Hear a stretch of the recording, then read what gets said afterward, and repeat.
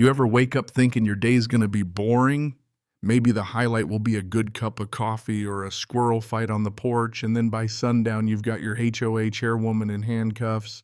Your wife turns out to be a federal agent, and your quiet cabin life suddenly looks like the set of a crime thriller. Yeah, that happened. Let me back up a sec. It all kicked off with Karen Thornberry, the infamous chairwoman of the Pine Valley Estates HOA, shrieking at my gate like she was auditioning for a soap opera, clipboard clutched like a weapon, hair sprayed into managerial perfection, waving her bylaws as if they doubled as federal warrants. My wife Samantha didn't flinch. She just locked the gate right in Karen's face. In Karen's world, any cabin she couldn't inspect was an existential threat. But there was a detail about Samantha that Karen, for all her nosiness, had absolutely no clue about. Not everyone behind a gate is just another citizen, and some people make even cops stand at attention, if you catch my drift. So less than 10 minutes after Karen stomped over, she was in my front yard trying to lecture us about Section 15.3, no commercial activity. She had Mrs. Patterson and Mr. Kim in tow, official witnesses who looked like they'd rather be anywhere else. Karen held up her phone, clearly recording as if documenting some high crime. "We have reports you're running a business from your property which could affect everyone's property values," she declared. I tried to play it cool. Last thing I wanted was to become that guy again, the one people twist words against.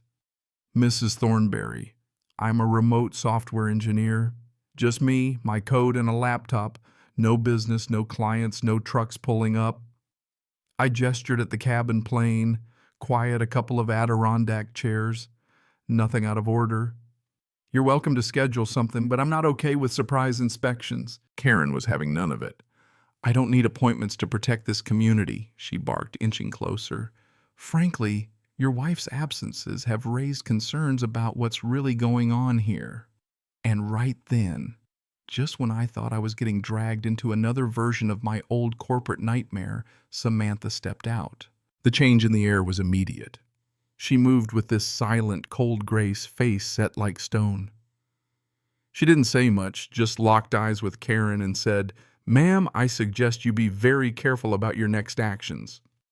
No threats, just a tone that said she was not bluffing. Karen tried to puff up. "Are you threatening me? I'll have you fined for obstructing HOA duties." But her voice trembled. Karen whipped out her phone and called code enforcement, ranting about emergencies and safety concerns. Meanwhile, Samantha stepped aside and quietly made a call of her own.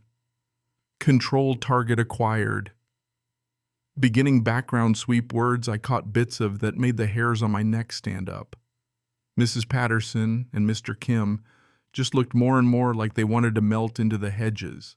A city code enforcement truck showed up not 20 minutes later. Officer Jackson, climbing out with the resigned air of a man who's mediated too many neighbor disputes. Karen leapt at him. "These people are running a business. They locked me out, became hostile." She pointed dramatically at our gate. Officer Jackson glanced at Samantha, who said a few words in private. Suddenly, he straightened up, more alert, like he'd just been briefed by the governor. Whatever she said, it worked. He turned to Karen, polite but firm. "Ma'am, I see no evidence of commercial activity. No signage, no customer traffic. If you have real evidence, file a formal complaint." Then he drove off, leaving Karen gaping and red-faced in our driveway. But Karen wasn't done. That night, instead of her usual social media rants, she blasted an email to the entire neighborhood. Urgent security concerns, suspicious new residents, potentially dangerous activities. She painted Samantha and me as evasive, encouraged neighbors to watch us report anything strange.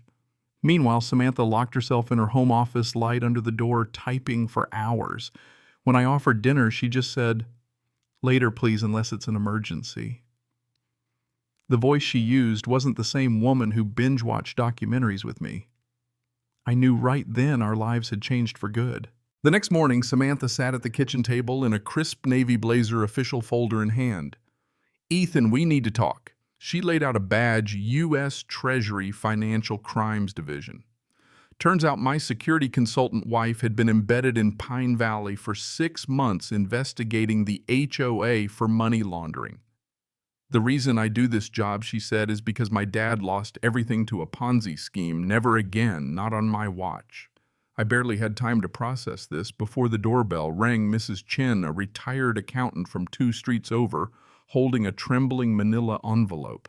Mrs. Chin confessed I volunteered for HOA bookkeeping and found over $2 million in strange transactions money, in money out all through shell companies. And Karen's signatures are being forged. Samantha's eyes lit up. Someone was setting Karen up to take the fall for the whole scheme.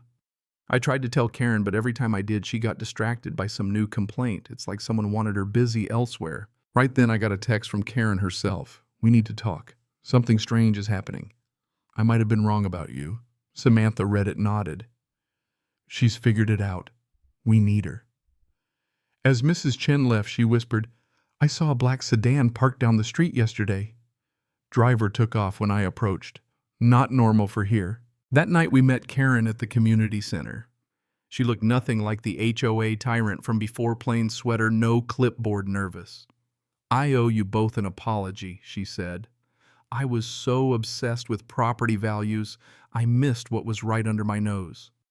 She'd been approached months earlier by Maxwell Hartwell, a slick real estate developer who convinced her to authorize fake investments. No landscaping, no roadwork, just money vanishing into shell companies.